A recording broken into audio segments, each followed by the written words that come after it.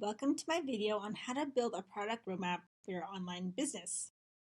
The idea behind this, as I've iterated in previous videos, is that you really want to visualize and think and plan ahead for what products you can sell for your customers and prospects. This is important because with every new product, you can sort of estimate and plan for the amount of revenue that comes in. And when you know how much revenue is coming in, then you can allocate hiring and paying employees to make sure that your business is on track. Without a product roadmap, it is really sometimes challenging to know what you envision in your business. And it also can be challenging depending on certain events economically that could affect the type of products that your customers might want. So, with that, let's begin with the idea of data. And I hope this doesn't sound, so overwhelming or too technical, but data is really, think about data as just feedback. You're really looking for feedback and summarizing that feedback from your customers. As I've suggested before, and I'll suggest this again, any feedback that you get from your customers about what products you might potentially sell will help fold into your product roadmap. Let's just take a specific example to make this a little bit easier. Your business teaches busy moms how to prepare Instant Pot family healthy meals.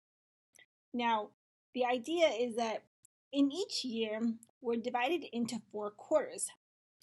And this roadmap sort of splits up the types of products you will sell in 4 quarters because they're all looking at a cycle, and each quarter is a cycle of 3 months. And so in the first 3 months, you're really going to be focused on, cooking for Friday nights. And these are just examples. You can always tailor and tweak these to your liking. And I can even include some samples for building your own product roadmap. And so you might want to think about, well, right now, my customers are going through, challenging cooking ideas for a Friday night. Because usually Friday nights, most people just want to order pizza and just sit at home or even sometimes go out to eat. But let's just say the weather isn't great and everyone's feeling tired. You just want to stay home and have a family Friday night. And so you might think, well, what can someone create in an Instant Pot that's quick, healthy, easy, and fun for the whole family? So that could be what your focus is in the first quarter, is that people are really struggling with, thinking ahead about Friday night meals. So that could be your first kind of quarter focus is Friday night meals. Then you discover through surveys and emails from your customers and prospects that people want to cook Mexican food, but they struggle with how to make it in an Instant Pot without it being so messy. So then you can shift to Mexican dinner recipes as a product. You're cooking, Mexican friendly food in an Instant Pot, or Mexican recipes that are vegan in an Instant Pot. So that kind of gives you some samples of how you can take such a general topic of a course and make it more specific depending on your audience. You can even make these keto friendly, you can make these paleo friendly, you can make them Whole30 friendly. The idea is that they give you different sort of flexibility and wiggle room. And then in quarter 3, you might, find that your customers are really looking for winter comfort recipes. And then so the idea is that each quarter is a different product. And with each kind of quarter, that you plan to spend this amount of time launching and preparing to sell this product. And with each product launch, you learn more about your customer.